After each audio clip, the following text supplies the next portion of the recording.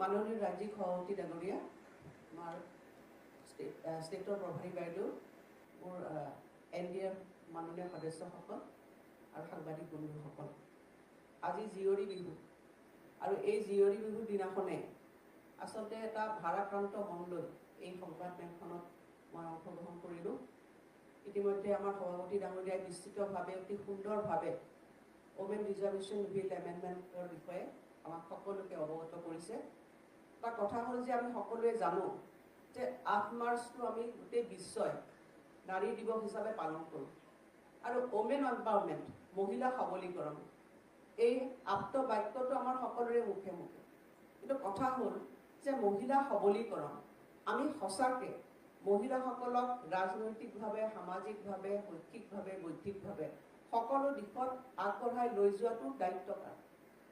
যদি আমি সামাজিকভাৱে ভাবোঁ বা শৈক্ষিকভাৱে ভাবোঁ, ৰাজনৈতিকভাৱে ভাবোঁ বা অন্যান্য দিশত ভাবোঁ, তেতিয়াহ'লে যেতিয়া আমাৰ ৰাষ্ট্ৰত এখন নিৰ্বাচিত চৰকাৰ থাকে গণতান্ত্ৰিকভাৱে, সেই চৰকাৰখনৰ মৌলিক দায়িত্ব হৈছে যে আমাৰ ৰাষ্ট্ৰখনৰ মানে 50% 50% সমান যিটো জনসংখ্যা আছে মহিলা, আৰু আমাৰ ৰাজ্যখনতো দেখিছোঁ যে প্ৰায় 49% মহিলা।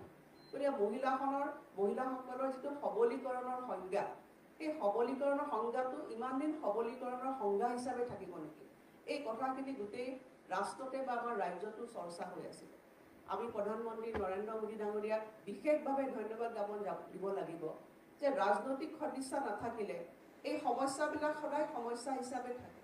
আৰু সেইকাৰণে আজি স্বাধীনতাৰ 77 বছৰ পূৰ্ণ হ'ল আৰু এই যিটো স্বাধীনতাৰ অমৃতকাল, এই অমৃতকালত এটা বলিষ্ঠ সিদ্ধান্ত ল'লে যে মহিলা শক্তি বন্ধন বিধেয়ক কেন্দ্ৰীয় চৰকাৰে 2খন আমাৰ লোকসভাত বা ৰাজ্যসভাত উত্থাপন কৰিলে। সেইখিনি মুহূৰ্তত এটা ঐতিহাসিক মুহূৰ্ত আছিল। আমি টেলিভিশ্যনৰ পৰ্যায়ত দেখিছিলোঁ ৰাজ্যসভাত বা লোকসভাত এই বিলখনৰ বিষয়ে আলোচনা হৈছিল। এগৰাকী মহিলা প্ৰতিনিধি হিচাপে আমাৰ অন্তৰখন গৌৰৱত উপনীত উঠিছিল। আমি আশা কৰিছিলোঁ যে দীৰ্ঘদিনীয়া এই যি মহিলাসকলৰ মনত থকা সমস্যা, ৰাজনৈতিক উত্তৰণ, এইটো সঁচাকৈ বাস্তৱায়িত হ'ব। আৰু সেইখিনি সময়ত দেখিছিলোঁ যে সকলো দল মত নিৰ্বিশেষে এই বিলখন যেতিয়া তেওঁলোকে আলোচনা কৰিছিল, সকলোৱে সহমত প্ৰকাশ কৰিছিল আৰু আমি দেখিছিলোঁ, আনন্দিত হৈছিলোঁ। তাৰপিছত দেখিলোঁ যে নিৰ্বাচন হ'ল। নিৰ্বাচনৰ পিছত এটা দীঘলীয়া আমি কিছু বছৰ অপেক্ষা কৰিব লগা হ'ল আৰু আমাৰ সপোন বাস্তৱায়িত হোৱাৰ দিশত। আৰু যেতিয়া আমি গম পালোঁ সকলো মহিলাসকলে, ভাৰতবৰ্ষৰ কোটি কোটি মহিলাই দেখিলে যে এইবাৰ আমাৰ স্বপ্ন, আমাৰ উত্তৰণ, ৰাজনৈতিক উত্তৰণ মানে আমাৰ বাস্তৱত ৰূপায়ণ হ'ব। আমি প্ৰধানমন্ত্ৰী নৰেন্দ্ৰ মোদী ডাঙৰীয়াৰ নেতৃত্বত বা সকলোকে আমি ধন্যবাদ দিছিলোঁ, আশা কৰি আছিলোঁ যে সঁচাকৈ এইবাৰ বাস্তৱায়িত হ'ব। কিন্তু 17 তাৰিখটো আমাৰ গোটেই ভাৰতবৰ্ষৰ যি গণতান্ত্ৰিক ইতিহাস, এই ইতিহাসত এটা আচলতে ক'লা দিন হিচাপে আমি দেখা পালোঁ। সঁচাকৈ দুখ লাগিলে। আমি আশা কৰি টেলিভিশ্যনৰ পৰ্দাত ৰখি আছিলোঁ যে বিলখন পাছ হ'ব। কেৱল মই এগৰাকী বিধায়িকা হিচাপে নহয়, বহুতো আমাৰ লক্ষ লক্ষ বা কোটি কোটি মহিলাই ৰখি আছিল যে দীৰ্ঘদিনীয়া যে আমাৰ যিটো সপোন, সেই সপোন বাস্তৱায়িত হ'ব। আমি দেখিলোঁ যে 4টা বিশেষভাৱে ৰাজনৈতিক দল, DMK দল, তৃণমূল, TMC, তাৰপিছত সমাজবাদী দল আৰু বিশেষভাৱে এই গোটেইখিনি দলৰ নেতৃত্ব প্ৰদান কংগ্ৰেছ দল, যিটো দলে প্ৰায় 100টা বছৰ অতিক্ৰম কৰিছে। আৰু এই ৰাজনৈতিক দলটোৱে বহু সময়ত মহিলা সবলীকৰণৰ কথা বহুত প্ৰতিশ্ৰুতি তেওঁলোকে দি থৈ গৈছে। কিন্তু তেওঁলোকে যিটো পদক্ষেপ গ্ৰহণ কৰিলে, আমি আচলতে মহিলাসকল আমি অপমানিত বোধ কৰিলোঁ। এগৰাকী মহিলা হিচাপে আমাৰ মহিলাসকলে আচলতে অপমানিত বোধ কৰিলে। আৰু আপোনালোকে জানে যে মহিলাসকলে যেতিয়া অপমানিত হয়, সেই কথাষাৰ কেতিয়াও নাপাহৰে। আপোনালোকক মই সোঁৱৰাই দিব বিচাৰিছোঁ যে কৌৰৱৰ ৰাজসভাত দ্ৰৌপদীৰ অৱস্থাত উঠি গৈছিলে। কিন্তু সেইখিনি সময়ত পিছত সেই অপমান কেৱল দ্ৰৌপদীৰ নাছিল, সেই অপমান সমগ্ৰ নাৰী সমাজৰ আছিল। আৰু ফলত কি হৈছিলে আপোনালোকে দেখিলে, কৌৰৱৰ কি হৈছিলে আপোনালোকে নিজেই দেখিলে, পতন হৈছিল। সেইটোৱে কথা মই দেখিছোঁ যে এটা পতনৰ কিন্তু আৰম্ভণি হৈছে। সেইটো হৈছে স্খলনৰ আৰম্ভণি হৈছে। এনেকুৱা ৰাজনৈতিক স্খলন আচলতে আমি নিবিচাৰোঁ। আমি মহিলাসকলে সমান অধিকাৰ বিচাৰোঁ। সেইকাৰণে ভাৰতবৰ্ষৰ সংবিধানত আপোনালোকে দেখিছে যে জেণ্ডাৰ ইকুৱেলিটি, ভাৰতবৰ্ষৰ সংবিধানে আৰ্টিকল 12, আৰ্টিকল 13, আৰ্টিকল 14, আৰ্টিকল 15 প্ৰত্যেকতে জেণ্ডাৰ ইকুৱেলিটি কথা কৈছে।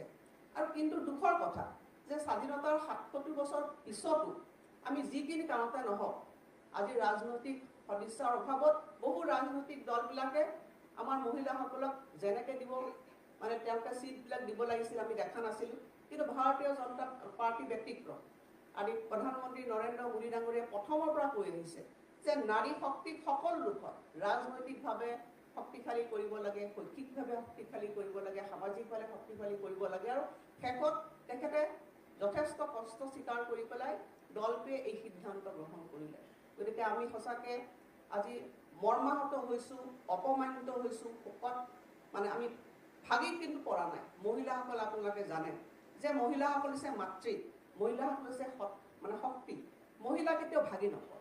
মহিলাৰ ওপৰত যদি কোনোবাই যদি অবিচাৰ কৰে, মহিলাৰ ওপৰত যদি কোনোবাই অন্যায় কৰে, মহিলা পুনৰ মূৰ দাঙি উঠে। গতিকে আজি আমি সকলোকে এই মঞ্চৰ পৰা আমি আহ্বান জনাইছোঁ যে মহিলাসকলে আজি জাগিব।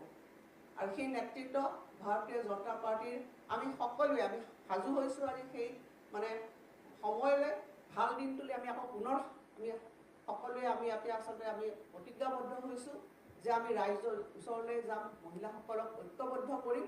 আৰু কংগ্ৰেছ দলৰ নেতৃত্বত যি ND এলায়েন্স আছে, তেওঁলোকে যি মহিলাসকলক অবিচাৰ কৰিলে, অন্যায় কৰিলে, তাৰ কথাখিনি আমি তেওঁলোকক ক'ম। আৰু মই আশা কৰিছোঁ যে এই মুহূৰ্তত আমি সকলোৱে মহিলাসকল জাগৃত হ'ব। আৰু 21 শতিকাৰ নাৰী কিন্তু দুৰ্বল নহয়, এইখিনি সেই ৰাজনৈতিক দলবিলাকো জনা ভাল। আজি আপোনালোক সকলোৱে জানে, তথ্য যদি আপোনালোকে ভাৰতবৰ্ষত নহয় বিদেশতো লয়, এইটো আমি বহুদূৰ মহিলাসকল আমি আগুৱাই যাব লাগিব ৰাজনৈতিকভাৱে বা সামাজিকভাৱে। আজি ভাৰতবৰ্ষত আপোনালোকে যদি আমাৰ সংসদত আমাৰ মহিলাৰ প্ৰতিনিধিত্ব আপোনালোকে চায় 14%, 2019তো 14% হৈ আছিলে। এতিয়া আমাৰ 24ৰ যিখন আমাৰ মানে ইলেকশ্যন হৈ গ'ল, এইটো আমাৰ পাৰ্চেণ্টেজ কিন্তু 14% হৈ আছে, বঢ়া নাই। আজি অসমৰ বিধানসভাৰ মজিয়াত মই সুদীৰ্ঘ দিন আছোঁ। প্ৰথমে 13খন আসনৰ পৰা মোৰ মনত পৰিছে যে 2001 চনত হয়তো 13খন আসন আছিল মহিলা প্ৰতিনিধিত্ব। আৰু আজি আহি আমাৰ কি হৈছে বিল' 6%। এতিয়া এইখন বিধানসভাত যোৱা বিধানসভাত আমাৰ সংখ্যা আছিল 126জনীৰ ভিতৰত আমাৰ 7 গৰাকী। গতিকে আমি কি আশা কৰিছোঁ যে বৰ্তমান সময় এইটোৱে মানে উত্তম সময়, সোণালী সময়। এই সময়ত মহিলাৰ প্ৰতিনিধিত্ব বাঢ়িব লাগে। মহিলাৰ সাংবিধানিক যদি অধিকাৰ, এই সাংবিধানিক অধিকাৰ আমি মহিলাসকলে পাব লাগে। আৰু সেইকাৰণে নৰেন্দ্ৰ মোদী ডাঙৰীয়াই ৰাজ্যৰ মহিলাসকলক আসনৰ সংখ্যা বঢ়াবলৈ চেষ্টা কৰিছে আৰু কেন্দ্ৰতো লোকসভাৰ আসন বঢ়াবলৈ চেষ্টা কৰিছে। আৰু আমি দেখিলোঁ যে সমানুপাতিকভাৱে ইকুৱেল ৰিপ্ৰেজেণ্টেশ্যন অসমৰ নিচিনা এখন সৰু কম জনসংখ্যাৰ ৰাজ্য যিমান ৰিপ্ৰেজেণ্টেশ্যন পাব, মহাৰাষ্ট্ৰক সেই ৰিপ্ৰেজেণ্টেশ্যন পাব। গতিকে তেওঁলোকে যিবিলাক কথা কৈছে আমি দেখিছোঁ যে তেওঁলোকে মানে ক'ব লাগে কাৰণে কৈছে, কোনো ধৰণৰ যুক্তিগতভাৱে তেওঁলোকে কথাবিলাক কোৱা নাই। আজি অসমৰ কথা তেওঁলোকে কৈছে, অসমৰ আমি বাকীবিলাক ৰাজনৈতিক কথাবিলাক ক'বলৈ নাযাওঁ। কিন্তু এই দলকেইটাই আমি দেখিলোঁ যে বিগত সময়ছোৱা ভাৰতবৰ্ষক আগবঢ়াই লৈ যাবৰ কাৰণে, এই গণতান্ত্ৰিক ৰাষ্ট্ৰখনক আগবঢ়াই লৈ যাবৰ কাৰণে, শক্তিশালী কৰিবৰ কাৰণে যিমান ৰিফৰ্মছ লাগে প্ৰত্যেকখন ৰিফৰ্মছ বিলতে তেওঁলোকে বিৰোধিতা কৰি আহিছে।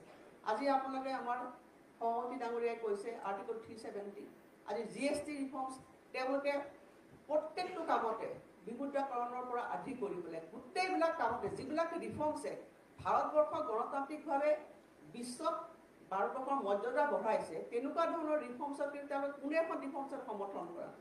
গতিকে আমি দেখিছোঁ যে দলবিলাকক তেওঁলোকৰ যিখিনি গণতন্ত্ৰৰ প্ৰতি তেওঁলোকৰ মনোভাৱ, আমি সঁচাকৈ দুখ পোৱাই নহয়, আমি আচলতে খুব প্ৰকাশ কৰিছোঁ।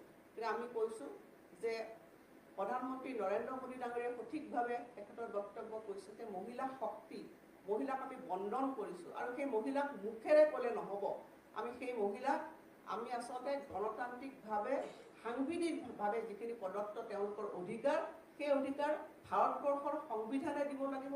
আৰু সেইকাৰণে আচলতে এই যিখন আইন আছিলে 2/3 মেজৰিটি লাগে। আমাৰ 2/3 মেজৰিটি নাছিল কাৰণে তেওঁলোকক সহমত বিচাৰিছিল চৰকাৰখনে। প্ৰধানমন্ত্ৰী নৰেন্দ্ৰ মোদী ডাঙৰীয়াই সেইকাৰণে ক'লে যে আপোনালোকে ৰাজনৈতিক মানে লাভালাভৰ ঊৰ্ধত আহি পেলাই এই বিলখন আমাক সমৰ্থন কৰিব লাগে। গতিকে ইয়াতকৈ আৰু কিবা বেছি কথা ক'ব লগা আছে বুলি মই নাভাবোঁ। ভাৰতবৰ্ষৰ কেৱল মহিলাসকলে নহয়, ভাৰতবৰ্ষৰ সকলো ৰাজনৈতিক সচেতন ব্যক্তিয়ে এই কথাখিনি বুজি পাইছে। আজি ৰাজনৈতিক লাভালাভ কোনে কৰে আৰু ৰাজনৈতিক ঊৰ্ধত থাকি কোনে কাম কৰে, এই কথাখিনি মানে ভাৰতবৰ্ষৰ জনসাধাৰণে বুজি উঠিছে আৰু বিশেষভাৱে আমাৰ মাতৃ সমাজ মই ভাবোঁ যে ভৱিষ্যতে তেওঁলোকৰ যি ন্যায্য প্ৰাপ্তি তাৰ কাৰণে জাগিব। এইখিনি মই আপোনালোকৰ মাধ্যমেৰে আমাৰ কথাখিনি